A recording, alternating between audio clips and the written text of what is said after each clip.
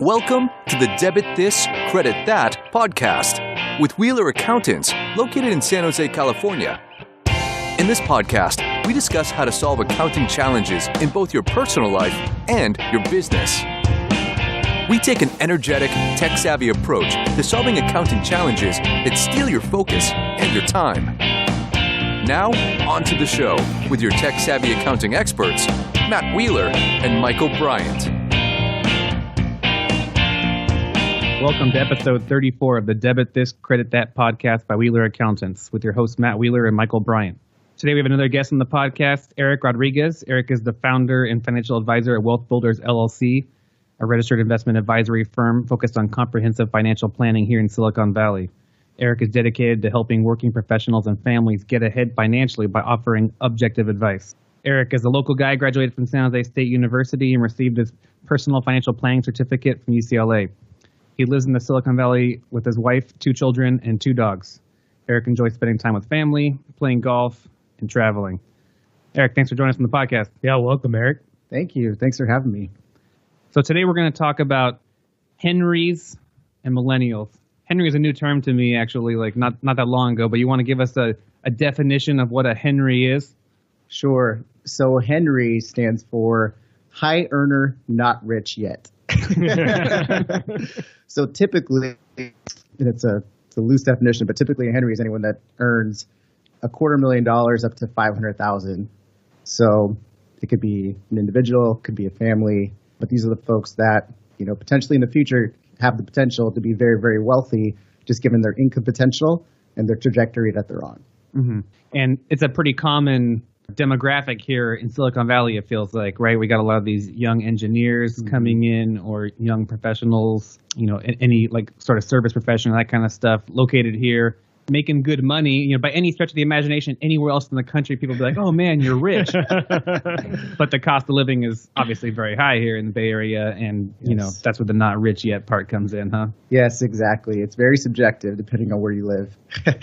So what are some of like the top financial challenges that you see Henry's facing in this area? Well, it's cliche, but number one, I would say not being able to purchase a home here in the Silicon Valley or in an expensive area, right? Whether it's Bay Area, Los Angeles, New York City, et cetera.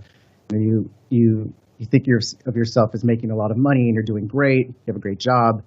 However, you still can't qualify for a loan, or you can't purchase a home in the area that you really want to purchase in. So that is a big challenge with a lot of my customers, a lot of my clients, is wanting to purchase a home, but they can't yet. And it's difficult for them to understand that, even with all this money they're making every month, the take home is not what they think. So it's educating them on cash flow and how to better manage that so they can be in a position where they could buy, or maybe it doesn't make sense for them to buy. Is qualifying a loan like one of the major impediments, or is the down payment part, really difficult? Yeah. The down payment on the, obviously, like, $1 million sales price, whatever. $1 million, that's a teardown here. Yeah, it really is. So the down payment is usually the biggest culprit. So, most folks can afford the monthly payment. Essentially, if they're renting now, the rents are almost as high as a regular mortgage payment now. So it's not a matter of actually affording the monthly payment, but it's getting that down payment. And, a lot of my clients live in San Francisco or on the peninsula, and, median home price there is anywhere from, $1.5 to $2 million. So our advice is always you want to try to put down at least 20% to avoid the private mortgage insurance. Right. That's usually a stretch without having to tap into your retirement accounts and, trigger any tax and any other investments. But also, what people don't realize is there's more expenses that come with just your down payment, right? There's, the real estate costs, there's furnishing the house, which I think is highly underrated. We don't talk about it a lot. I know when my wife and I purchased our house, it was, we had a certain budget in mind, and it ended up being a lot higher than what we had budgeted for. So just triple whatever you were planning. That's probably more realistic. Exactly. And one of the things I tell my clients is, you don't want to just buy a house and be house poor. You want to be able to buy a house, afford it comfortably, and furnish it the way you want it to be furnished. Make it feel homey and decorate it. I mean, that's kind of the joys of being a homeowner, right? Not the sparse IKEA decorating style. We'll get into budgeting in a second. Yeah, so down payment obviously is a problem for a lot of people. Yeah. That comes up a lot in our practice where actually one of the things we probably have a podcast at some point in the future is kind of ways that sometimes the parents help out on the down payment because the down payments are so large here and they want their adult children now to stay in the area, but it's like they're looking at maybe moving away because they can't afford it, that kind of stuff. Yeah.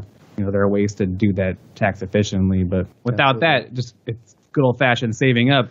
Yeah, it's good old fashioned saving up, and I think it's also thinking in realistic terms. Okay, I'm only 25 or I'm 35, what have you.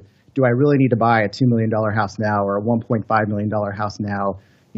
The first home out the gate doesn't have to be a home run, right? It doesn't have to be your dream house. So I always consult with folks and say, there's places here in the Bay Area, for example, where you could buy. You can afford it comfortably and you can buy. It's just not going to be in downtown Palo Alto, It's not going to be in Los Gatos. But, I have some clients that, have many other goals besides buying a home. They have retirement. They have, paying off debts, and they have kids they have to worry about now. And so, it's a trade-off between, okay, maybe I'll live in a different area. I can actually purchase a home versus living, in the most popular area, which is also the most expensive. So it's just really just level setting on what's most important to you. And I think we were talking about that before too, is why do you even want to buy a house? Right. Because everyone else is. Because everyone's doing it, right?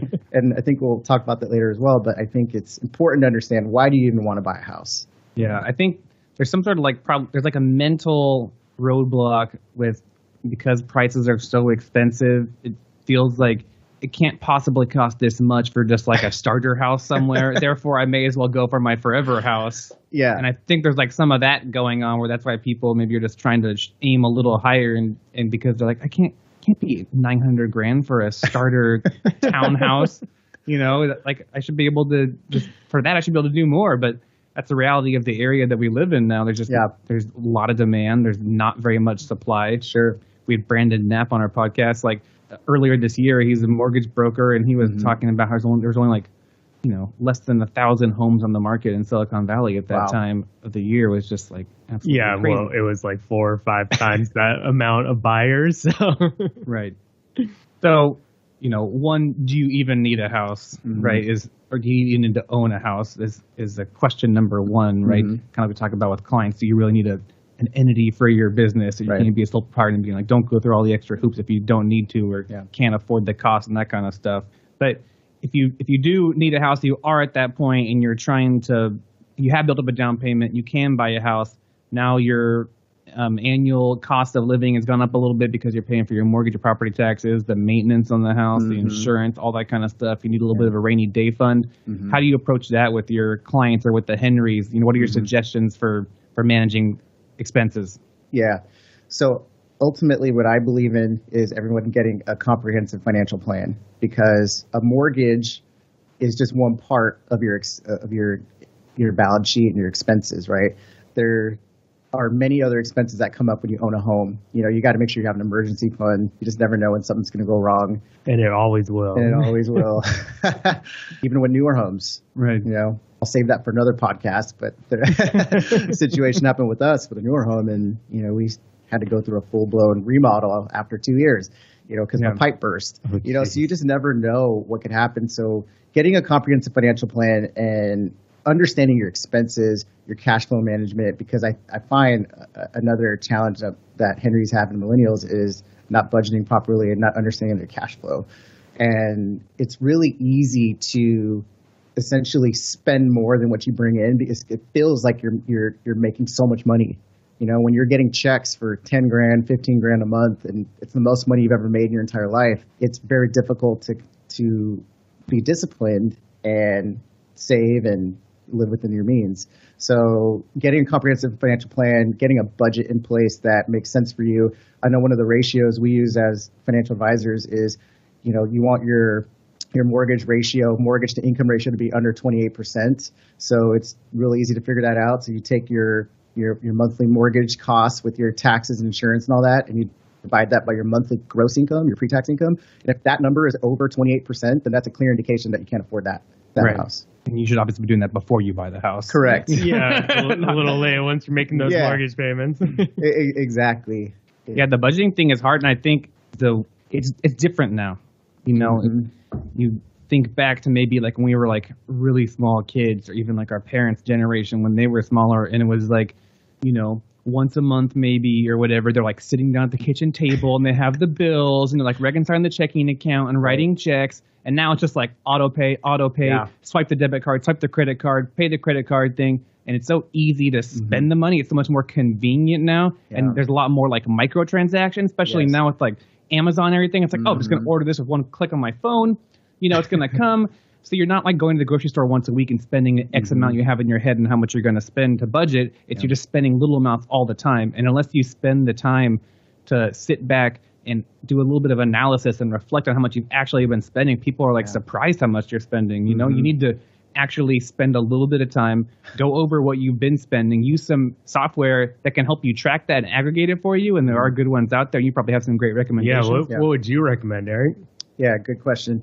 So just kind of piggyback on that. So we're in the digital age. So essentially no one uses cash anymore. So it's really simple to swipe a card, swipe a debit card, or people have Apple Pay on their phones and so forth. So you even have to be more on it from a budgeting perspective. And I always tell folks that every single day you should do some type of check-in, even if it's like 1 or 2 minutes a day. And there's a lot of apps out there that you can use. I know that as an investment advisor, we have our own software that we give our clients, but I know there's a lot of free ones out there, like Mint.com was notorious for, and they're still probably the best, aggregator. And I'm not endorsing them or anything like that, but I was one of the early adopters to Mint.com, and basically what it is, a digital place where you can aggregate all your accounts and you can track your expenses and you can see, where your money's going every single month. And there's a bunch of others out there, but that would probably be the most user-friendly, I think, and I think it looks the best right now versus what, a lot of advisors might have proprietary that they give to their clients. But just, you got to use something that's doing a little bit of that legwork for you. And they do a pretty good job, like automatically categorizing certain, common expenses and that kind of stuff. And setting a realistic budget in Mint.com also helps a lot. It's just it's a first step at least, so you can be like, wow, I had no idea I spend this much at Starbucks or at Whole Foods or wherever you're eating going out. Eating out. It creeps up. I mean, I do this for a living. It creeps up on you. And the other day, I asked my wife if she wanted to go to Starbucks, and she says, we spend too much money on Starbucks. And I said, no, we don't. I think we spent like a couple $100 last year. So she goes on our app and she runs a report. We spent $1,000 on Starbucks last year. And I said, yep, I guess let's go ahead and skip the coffee today. Yeah. But having that data there at your fingertips, it really does help, but it takes some effort. It takes some effort to log into your app and just spend a couple minutes, a couple times a week, just see where you're at. And also, too, it's not even so much budgeting. Sometimes maybe it's identity theft or something like that. I've been a victim of identity theft 3 times. Oh, my gosh. There's a lot of Eric Rodriguez's out there. But, I use the apps religiously every single day because I've been that person where I logged in. I'm like, oh, my Lord, there is a $20,000 charge. Or there was $2,000 in my account. Now it's gone. And so more so for that too. It's good just a couple times a week, just go on there every day if you can. Yeah, pay attention. Yeah. Notice. I mean, even stuff as simple as like you sign up for some sort of subscription thing that's like renewing constantly and you don't even use it at all anymore. You got to pay attention to that kind of stuff. Otherwise, you're spending money for no reason. Oh, yeah, like the free magazines that my wife signed up for. And then the next year they're charging us $35 for a renewal on our credit card. I'm like, oh, that's not free. Yeah. Well, gym memberships or gyms are notorious for that, right? Get you on auto pay and you just forget about it. And so we're talking, those are really good tips for like managing the small expenses and the budgeting and that kind of stuff. But I try and tell clients the really big value in using like a financial advisor is they're going to go over some of the big dollar items with you. And those are going to make the biggest impact. I mean, I always see these articles on like Yahoo or whatever where it's like, if you make your own coffee instead of buying coffee today, you're going to save $2 a day kind of thing. So yeah, it's great. So that'll save me a couple $100 for the year. But, you may be spending thousands more than you need to on, being overinsured or, having too much house for what you can afford. Or there could be something else where you're spending way too much money. And in my mind, you want to tackle the big items first. And that's where sitting down with a professional who can go over your entire situation with you and do a comprehensive financial plan is so valuable because they'll be able to point out to you, like, you're spending 40% of your income on rent instead of the 28 we want to see. You need to find a cheaper place, or make more money, one of the two, right? So that's why I always try and push them toward like a financial advisor. It's like you gotta use someone who's experienced can help you out on the big dollar items. And that's a great point too. And when I meet with clients, I always use the metaphor of trying to get in financial shape the same way as getting in, physical shape. And when you're on one of those fad diets, where you're like eating no sugar, no carbs, no this, no that, it's not sustainable. It's very difficult to say, okay, from here on out for the rest of my life, I'm never going to eat sugar again, never going to have a beer, never have a glass of wine, never going to do this, that, whatever. Right. It's unrealistic. And so the same goes for budgeting. I think that, there's a lot of, famous advisors out there. They sell books and they talk about what you were talking about. If you spend $5 on coffee every day, you're going to go broke, or you're just not being fiscally responsible. But I disagree. I think that you're right. It's the bigger expenses. And so when we put together budgets, we always leave a percentage, call it 30% or so, 20, 30% or so, that you can use for whatever you want. If you want to go shopping, you should go shopping. If you want to go out to dinner with your friends, you should go out to dinner. And I think I know it's helped a lot of clients I have. It's helped myself to stick to the long-term plan, which is to ultimately have enough money saved where you can decide if you want to work or not later on. Yeah, build some entertainment into the budget, like you would build a cheat day into your diet or whatever, exactly. Right? You got to have something in there to look forward to. Otherwise, it's going to be bland. You're going to get sick of it, and you're going to stop doing it. Basically. Exactly. Hard to stay disciplined when it's so boring. Yeah. What about student loans? A lot of people come out of school with a lot of student loan debt, obviously a big topic just nationwide, how much student loan debt there is out there. How do you help clients manage their student loans and helping to pay down their student debts? Yeah, student loans definitely heavy weight on everyone's shoulders right now that's graduating. I think the last time I checked, the average student loan is about $37K across the nation, which is significant. And, right now the student loan debt is now at $1.5 trillion. And that's increased significantly just in the past 5 years. So meeting with somebody now and getting an understanding of how to tackle these loans is more important now than ever, because you have the potential just to spiral out of control. And it could be very daunting to think about paying off this loan the next 20, 30 plus years. And so a couple of things. I think first off, if you have student loans and you went to school, congratulations, you got an education, that's good debt. So there's good debt and bad debt. Student loans are good debt, just like a home mortgage is good debt. Essentially, you're building equity, or it's going to help you generate income, over your lifetime, versus bad debt, credit cards and car loans. So that's first and foremost, is understanding what you have. And there's a ton of startups out there that are offering you to like consolidate your loans or refinance your loans and so forth. And you can get baited in to take advantage of one of these student loan refis or something like that. But what I always, again, it goes back to, well, let's see what you have, because you might be in a position where your loan's going to be forgiven, in 25 or 30 years. So there's no need to rush to pay it off, right? Most people have federal loans. And when I say most people, I guess I'll just say, 60, 70% of folks have federal loans. And with federal loans, you don't want to hire a private startup, and you don't want to consolidate them, because when you have a federal loan, they'll work with you if you have an issue where you can't pay, or if you want to negotiate a lower rate or something like that. Like, they're more flexible versus a private company. And we can talk more about that. But basically, what I always tell clients is, look, let's put the student loan debt on the shelf for a second. Let's talk about where you want to be 20, 30 years from now. And everybody, like clockwork, most of the time says, well, I'd hopefully not have to work anymore, and I'm retired, and I live in a vacation home on the beach, or, whatever it is they say. The ultimate American. Yeah, the ultimate American dream. And I always talk about saving now, because I think that's highly underrated. I don't think we talk about that much right now, which is why from a millennial perspective, the savings rates are so low. It's less than 1%, right? 80% of millennials have zero saved right now, and that includes their checking account and savings. Wow. And everyone's living check to paycheck. So when you get into the workforce, most companies offer some type of retirement plan. So I talk about, let's start saving money, even if it's $50 a month to get started, $100 a month, $200 a month, just something to get started. You're not even going to miss a beat. And then when you look up 20, 30 years from now, that's the difference between you having $500,000 or $1 million saved versus zero. Because the misconception with student loan debt is, I got to pay it off now. It's like this itch, right? I got to pay it off now, and I'm going to take all of my hard-earned money and all my bonuses and everything, and I'm going to throw it down and pay off my student loans. But if you're in your 20s and 30s, that's the worst thing you could do, because the law of compounding interest is now working against you. You don't have money working for you, And Albert Einstein said, he came out with the Rule 72, eighth wonder of the world.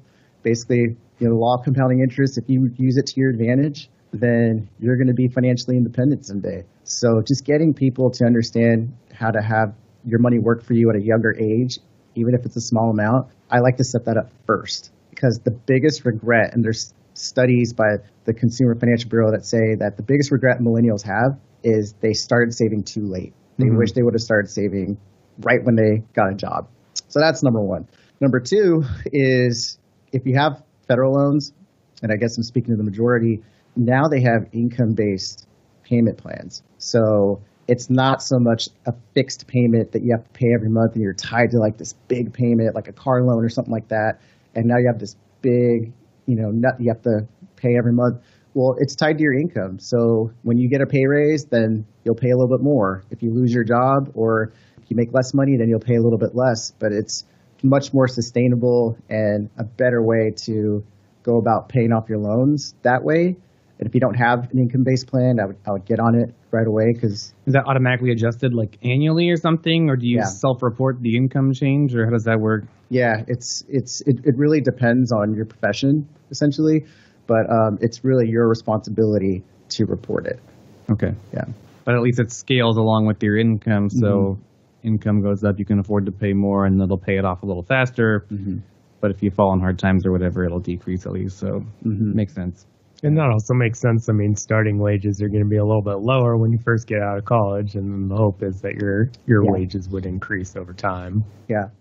And again, it's situational. I mean, if you already have some private loans also, then it might make sense to actually work with one of the startups out there and consolidate your loans and get a lower rate. And again, that's the value of working with a professional to help you make those strategic decisions. So you help with that analysis and kind of make recommendations from there. Yes. So, I mean, you want to tackle the student loan debt, but you're looking at it in terms of your broader budgeting overall, which includes, where you want to be. Let's kind of work backwards from there, a logical approach on how to achieve a goal, right? And then factoring in not only paying down the student debt, but all your other current expenses, as well as saving, like you mentioned, which is super important. Right. Getting some savings started early on. Get the compound interest working in your favor. Take advantage of like an employer match if they match on your 401k or something, which is like free money basically. Totally so free. You don't want to, and it's tax deferred until you pull the money out, so you don't pay any tax on that part currently. You save current tax on putting money in the 401k plan, so it's tax efficient. And one thing a lot of people I think forget about, this kind of goes back to the down payment thing. So you're looking to qualify for a loan. Not only do you need the down payment, you got to show reserves for a certain period of time to make the payments. You can't just have barely the 20% and then have nothing left over when it's all said and done. They want you to have some reserves.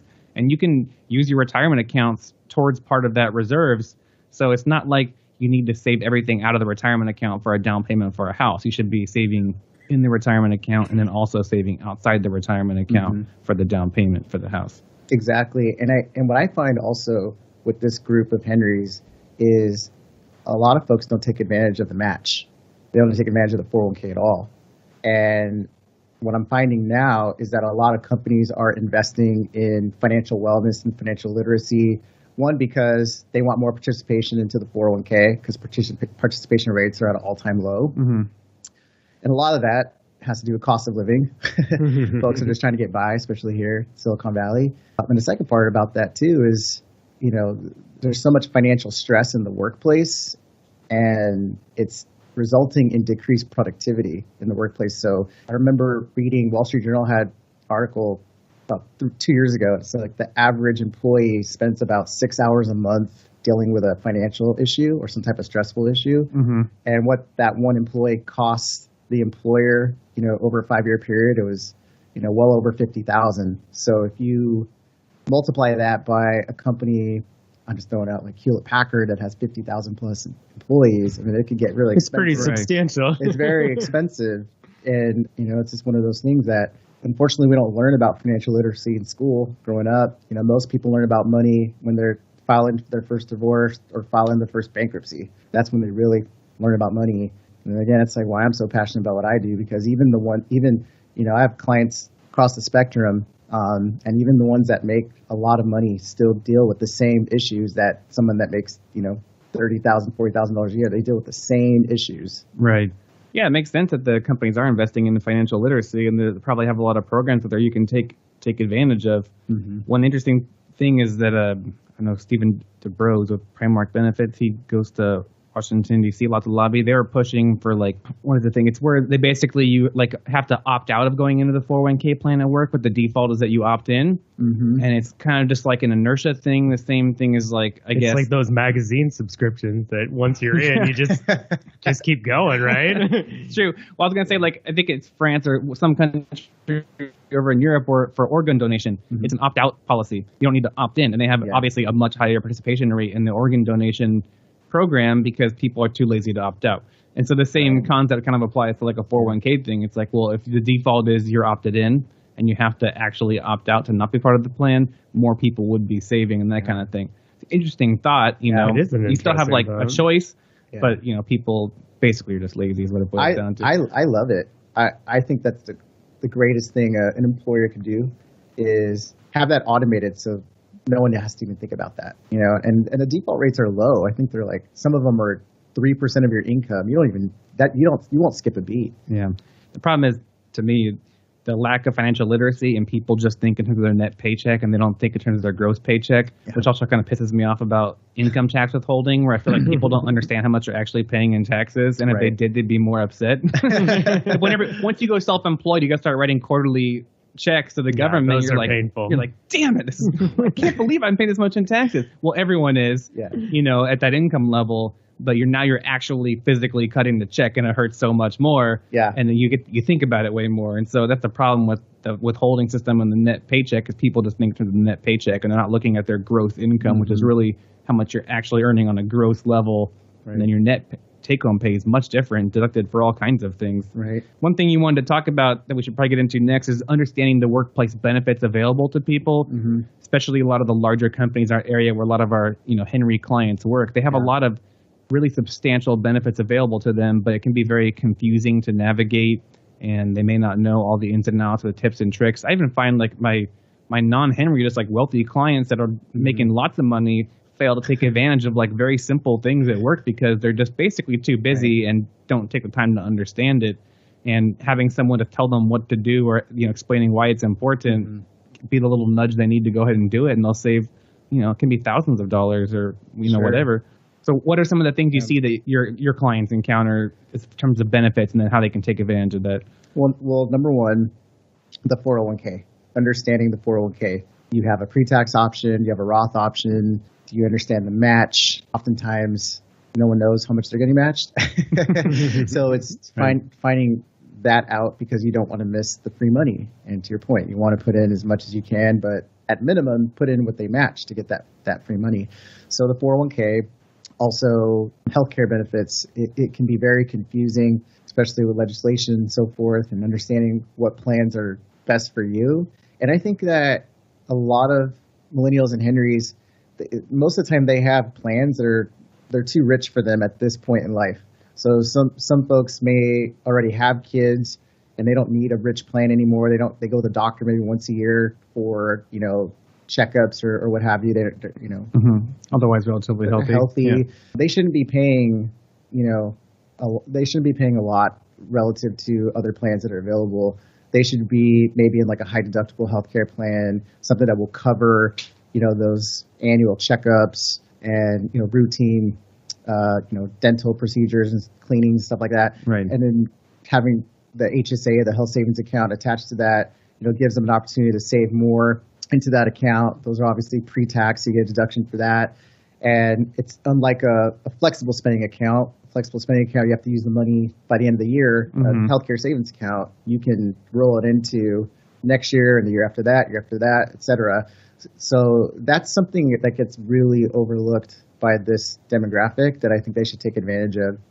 What about the dependent care benefits when both spouses are working? I see that one quite often where they're not taking advantage of that. And you can put up to $5,000 in there if you're married for childcare, which, that's a deduction from your income, $5,000. And if you're in like near the top tax bracket or like a fairly high tax bracket, you're going to save, 35, 40% of that, which is a couple $1,000 versus if you don't do that, you can write off, there's a credit for dependent care expenses, but it's pretty small sometimes. And maybe not as advantageous as getting that deduction above the line. Yeah. And these are situations where it's great to have a team that's helping you navigate this, right? It's great to have a good CPA you work with. It's great to have a good advisor, et cetera, because they can help you with these decisions and guide you in the right way. I find that when open enrollment comes, and I know it's different for every company, but for most companies, it's in October, November.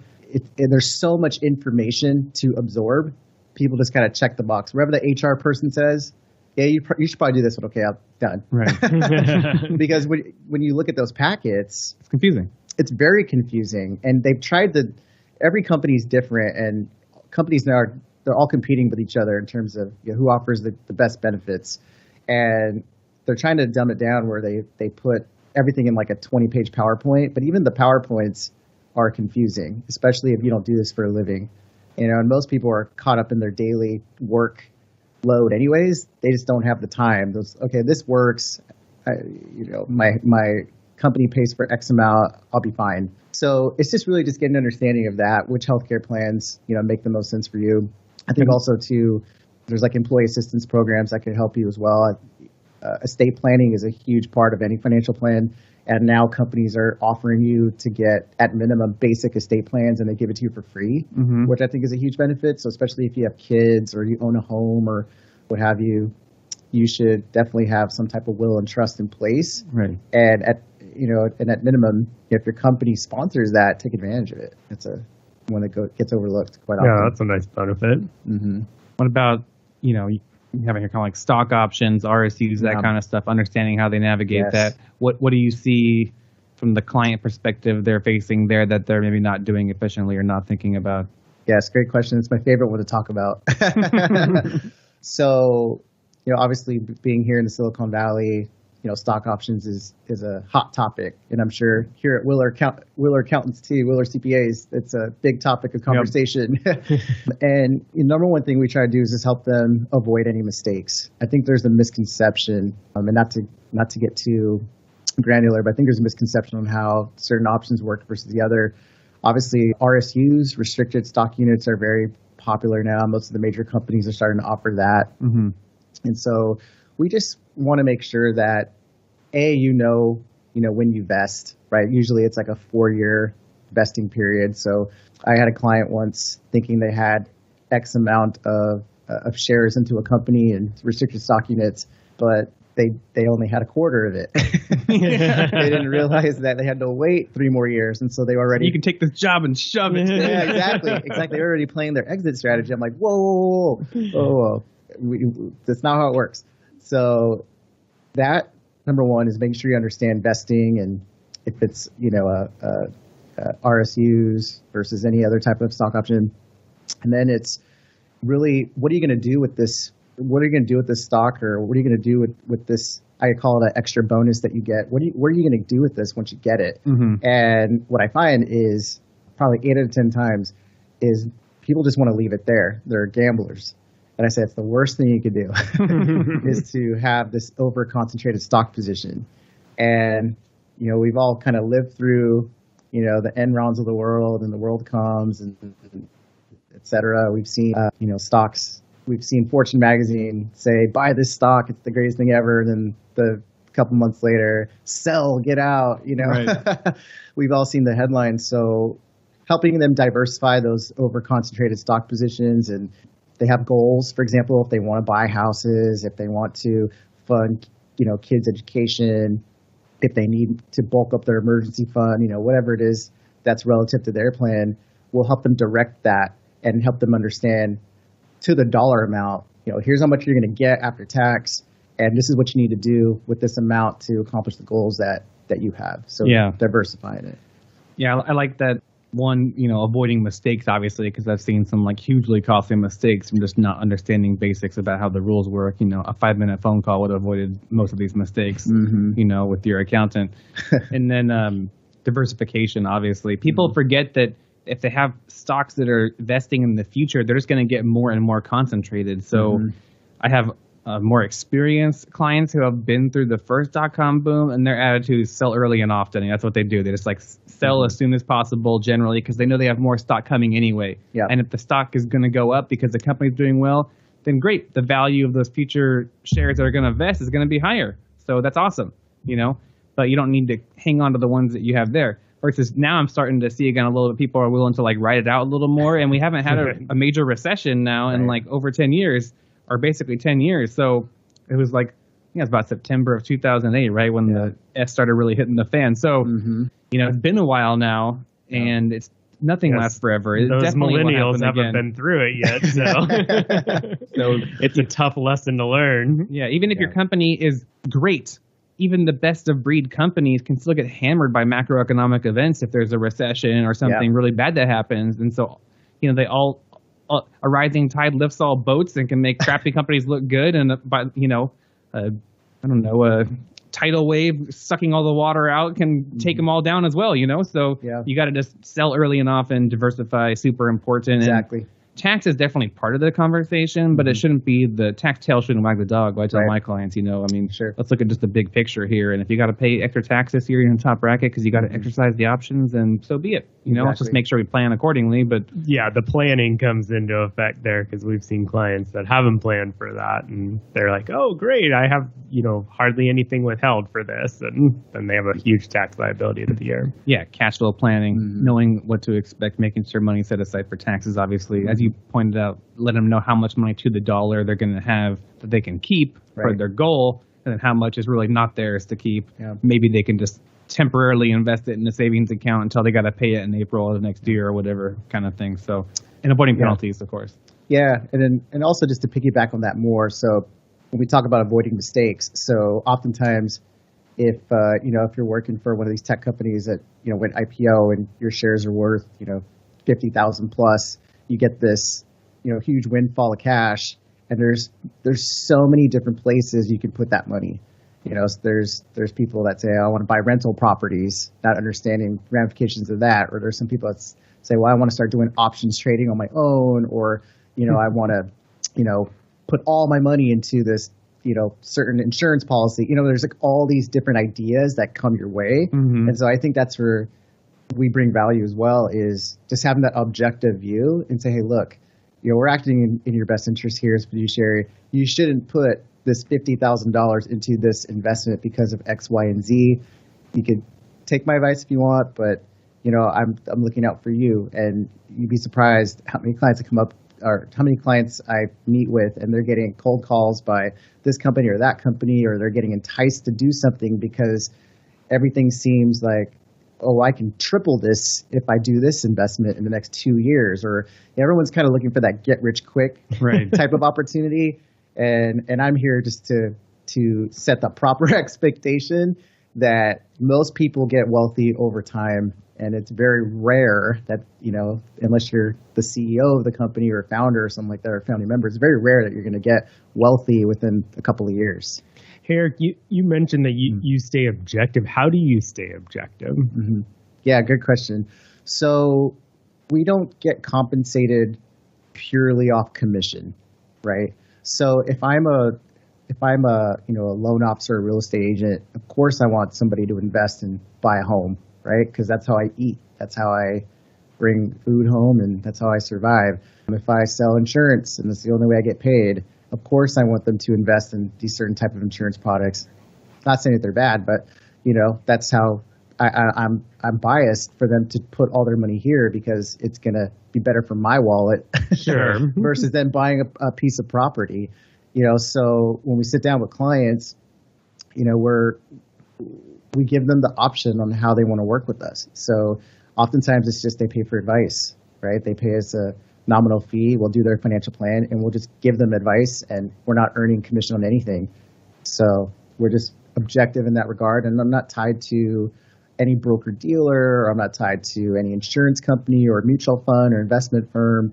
We're completely independent, which is why I want to start WealthBuilders, is so I could be 100% independent and not have sort of that conflict of interest, working for one brand, for example. Yeah.